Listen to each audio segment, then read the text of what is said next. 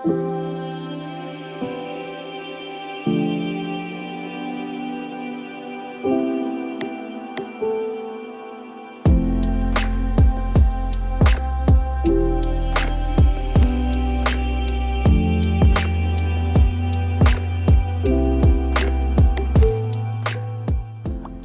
you join me in session on one of my favourite Lincolnshire lakes.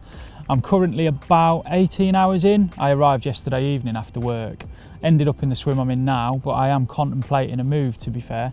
It's lovely conditions, but the fish have been a little bit moody. There's not loads of shows and not loads of activity going on. Like I say, I arrived yesterday, had a good look round. I'm actually at a lake I've filmed with Joe before for CARPology. We came here last summer. It's my second trip of the current syndicate year. I've not really been fishing this area a great deal this year because of one reason or another. But like I say, got here yesterday afternoon, decided to set up in here. I'd seen a few fish. The area where the majority of the shows were was well stitched up and well taken. So kind of come away from the angling pressure where I've seen fish.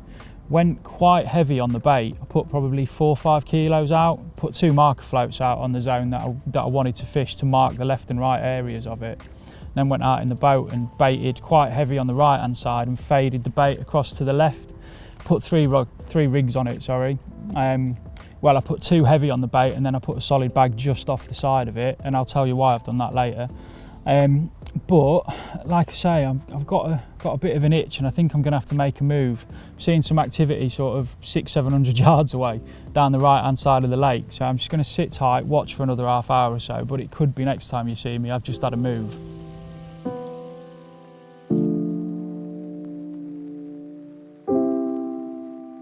So, as you can probably tell from my appearance right now, I've just moved swims, which was an absolute giggle. I've lost count now as well. Anyway, what I'm going to do is I've fished this swim previously. It's one of my favourite swims on the lake, if I'm being totally honest. And kind of the gut feeling was telling me I needed a move. I've seen the odd show in this area, so I'm going to quickly get the float out there to a spot I've fished before, just see what the weed growth's like, because I've not fished in here since May, I think it was. So I just want to run the float through, check the spots are there, and then quickly get the rods clipped up and get fishing as quick as I can following the move.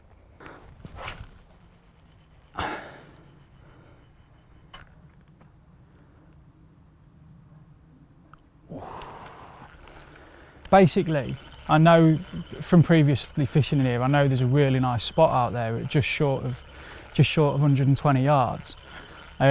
So what I've done is I've clipped the float up and flicked it just beyond the area and then pulled back in, and it's come through really clean, like really clean. The kind of spot that screams that it's been fed on recently. So I'm just gonna, because of the depth of water, I've basically, see that's come back clean as a whistle. Because of the depth of water, I've re-clipped the marker float with the float visible. So I know that's sort of a rod length beyond the spot because it's 12 foot deep. So what I'm going to do is flick it back out, just pull back through a second time, just to make sure I'm happy, and all 3 rods will be going out there if that's the case.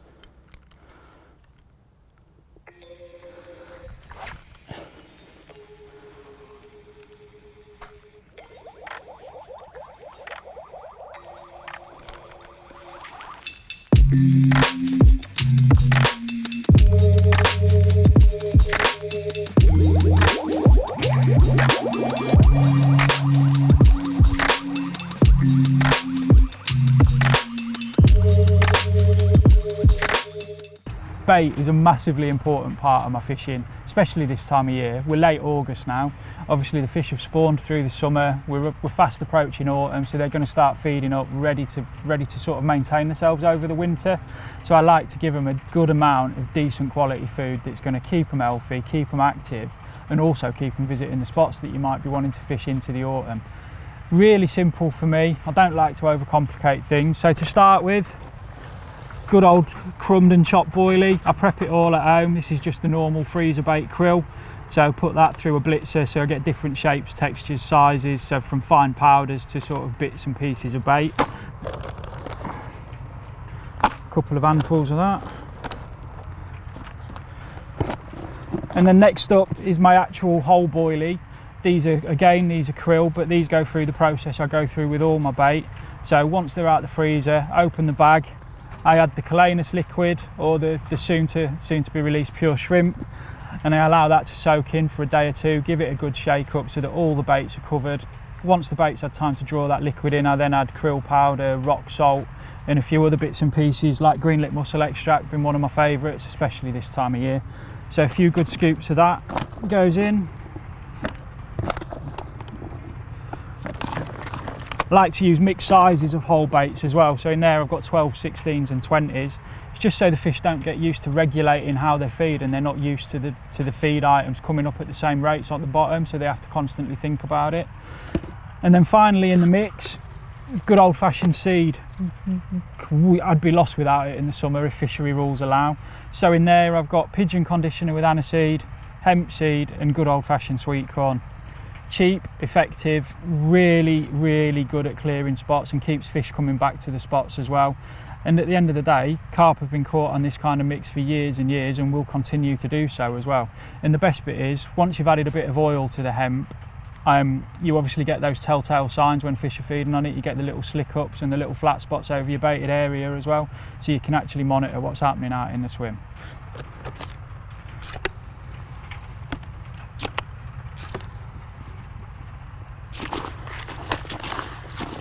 Give that a good stir up, and then that is what we end up with. Loads of goodness, loads of attraction, loads of different bits and pieces that keep them guessing and keep them having to sort of regulate how they're feeding, also leading to more chance of your hook bait getting picked up as well, because you've got loads of hook bait options, be it smaller baits, bits of corn, bits of plastic, whatever takes your fancy really can be fished over the top of that.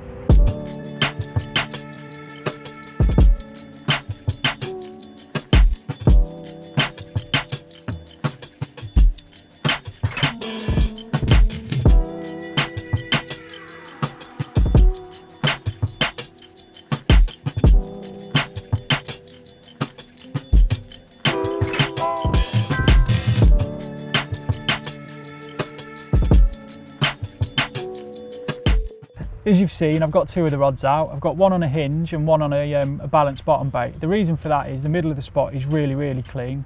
Left and right is slightly more dirty, so the right I've gone on the hinge just to compensate for that. And as I said, I'm going to fish one on a solid bag again. I'm going to fish that just off the spot, sort of a rod length off to the left. As I've said, I think it's got a tendency to pick up fish that are a little bit wary with feeding on the spots. And a lot of people get sucked into the trap that solid bag sort of fishing is a smaller fish tactic. I've never found that. I've had a couple of UK 40s fishing solids and they've always done me proud. So it's not something that concerns me like that. So to start with, it's going to be the 𝘃𝗶𝗱𝗲 kit. And in the nose of that, I've got krill powder. That's so I can push the hook bait into it and compact the nose of the lead into the powder as well before we start to fill up around it with the pellets for the mix. So short braided hook link, 12mm wafter hook bait, fished on a D-rig on a size 6 curve hook. So that goes in, just hold the lead steady. Just a tiny bit of pellet and manipulate that hook bait into the corner. And then we can lower the lead in. Use the groove on the back of the cylinder just to hold the tubing in place. So then you can load up with some more pellet and just make sure the lead is central in the bag. Make sure you get the pellet actually around the lead as well, and then shake it down because you want it to compact as much as you can into that powder in the nose of the bag. So once we've got the contents in the bag and condensed properly, or as condensed as we can at this stage anyway, it's time to twist the bag to tighten it. So twist that as tight as you possibly can to take the air out, and then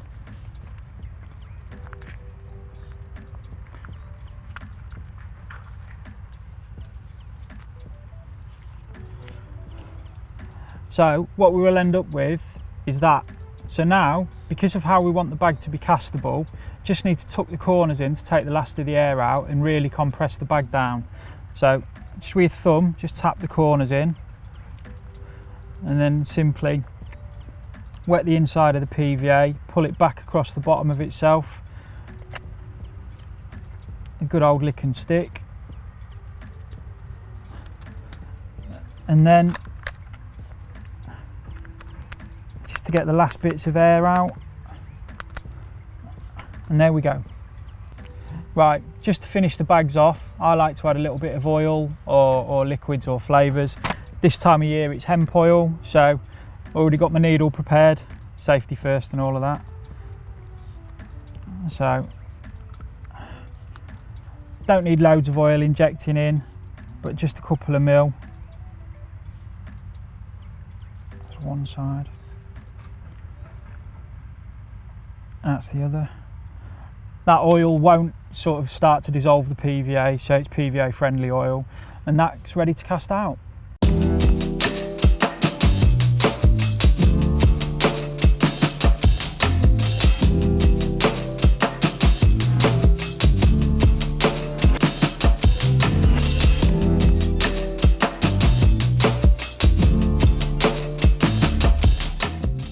We're drawing into mid-evening now. It's probably 7 o'clock-ish. The rods are out. You've seen them go out. You've seen the solid bag get tied up, and that's gone out as well. But I'm just going to sort of go through the solid bag rig that I actually use. Nothing revolutionary, but there's a few little bits in there that are different to what I see most people doing in the solid bags. So to start with, it's a size 6 curve hook. A lot of people tend to use wide gapes in the solid bags. I just like the hooking patterns and the efficiencies of the curves in a solid bag, and I fish it with a slip D down the shank as well. So to start with, I take probably 8 inches of 25-pound reflex camo. 3 inches of that is then looped over, which is used to create the slip D section. A micro ring swivel is added for the bait to be added onto that. So the hook point is threaded through the end of the loop, and then the 2 tag ends come through the back of the eye. The shorter tag is pulled back on itself, and then the long section of hook link is used to create the knotless knot. 6-turn knotless knot, so that beds down nice and neatly, and then the tag end is then trimmed down, so that just buffs up neatly against the back of the knot to create the slip D, as you can see there, which gives loads of movement, more importantly loads of separation from the bait to the point of the hook. The other end of the rig is just a simple figure of 8 loop knot, which is probably 1 inch long, that loop that's created. That's so I can fish that loop to the swivels on my lead arrangement, and the whole rig is finished at about 3.5 inches. Don't see the need to go any shorter like some people do. Got to give them enough rope to be able to hook themselves, but not too much so that they can get away with it when you're fishing in the bags. So that's the rig I use in a solid bag. Simple but really, really effective. 99% of the time I'll use a wafter. That's just a 12mm signature squid wafter there, and I'll quite often trim them down to make them smaller as well. I don't think you need too big a hook bait in a bag. That's basically, well, simply bait flossed through the ring swivel, pulled on to the ring swivel, and then the bait floss is just blobbed off with a lighter like you see with most pop-up presentations. Just another simple and effective way of doing it. So there you go, that's the PVA bag rig. As I said, it's probably 7 o'clock now, so time for a bit of grub, I think. Sit and watch the water. It's looking much better now I've had the move, so hopefully the carp gods will shine on us and we'll get a bite for you. But it does feel much better following the move, so we'll see what the night brings.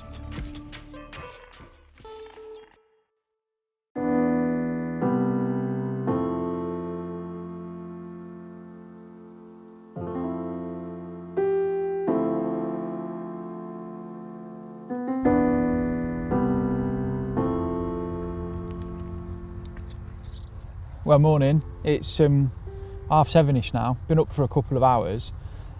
Nothing through the night, which was a little bit disconcerting, to be honest. Heard a few sort of during the broken sleep that we always get when we're on the bank.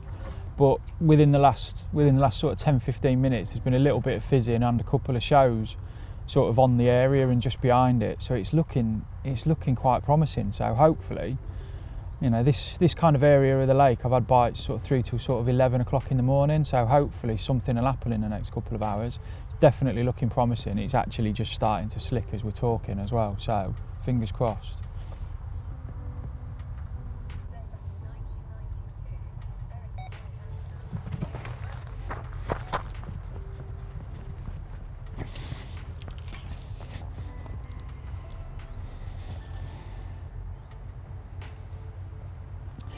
Well, finally. Didn't think it was going to happen, if I'm being completely honest, but it has. So, let's do what we need to do and concentrate on this bad boy for you. Yes!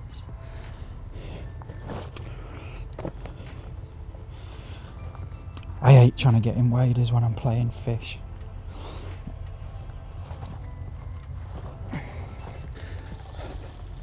Especially when I do that and let the tension go.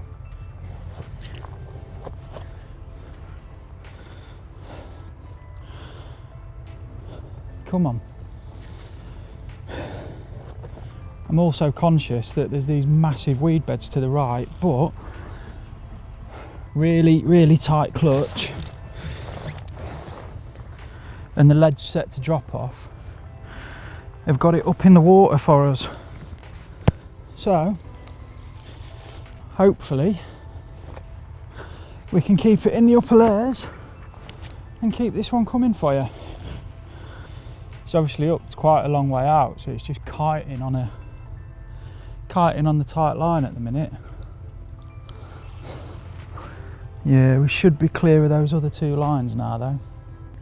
Unfortunately, Joe's had to nip off. So we've left the camera rolling. And we did say it would be sod's law that I would get a bite whilst he was gone.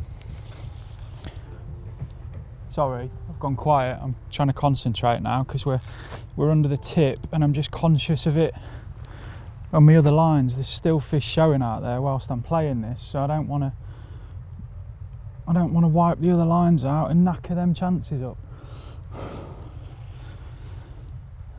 Because if Carlsberg did conditions, then these are them for this lake. Moody, overcast, bit of drizzle. Looked to be a nice scaly one, that, so hopefully it's one of the really special ones. That'd be a bit wishful thinking, wouldn't it? But you know, can always hope. Oh, twisting and turning in this deep margin. Don't want to give up. Does not want to give up.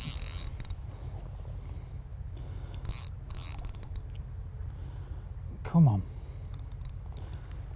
You've got to be tiring now, mate.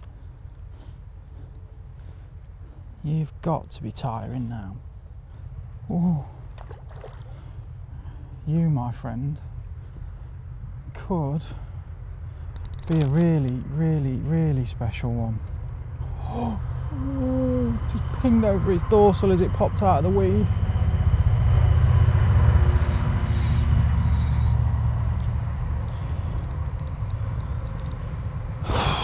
Come on. Please don't do this to me. I've seen you now. Oh, no, it's not. Calm down, Jim. Calm down, Jimbo.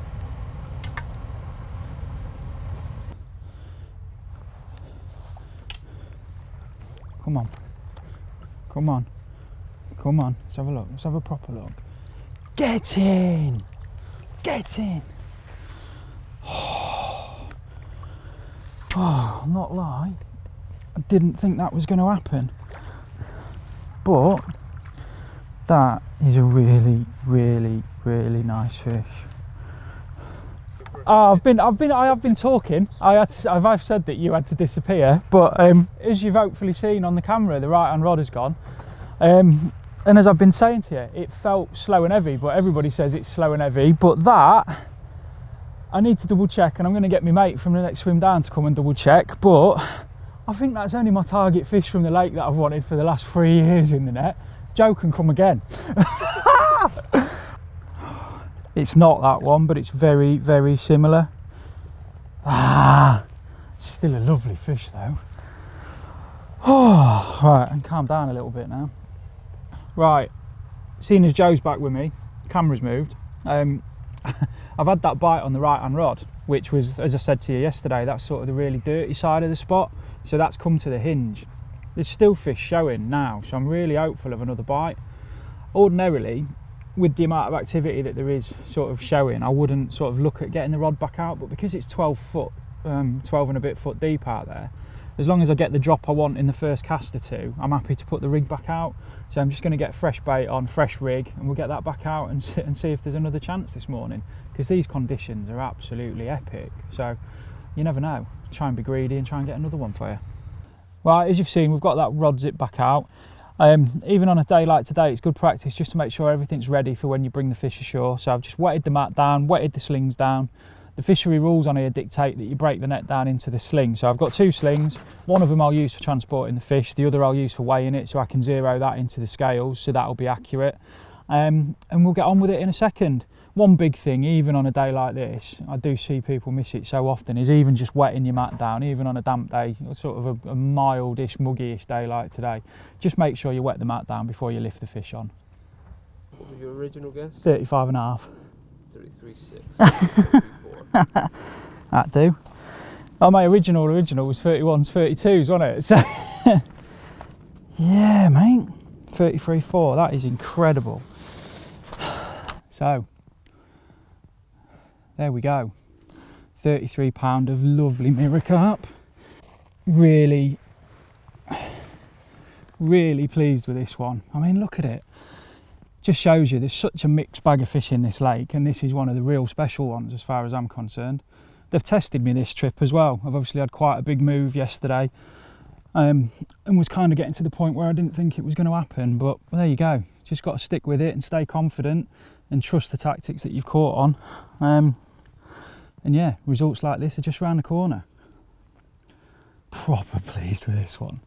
What a lovely fish. Here you go, such a lovely fish. Be a shame not to show you both sides, especially when it looks equally as good on that side as well. I'll take that one.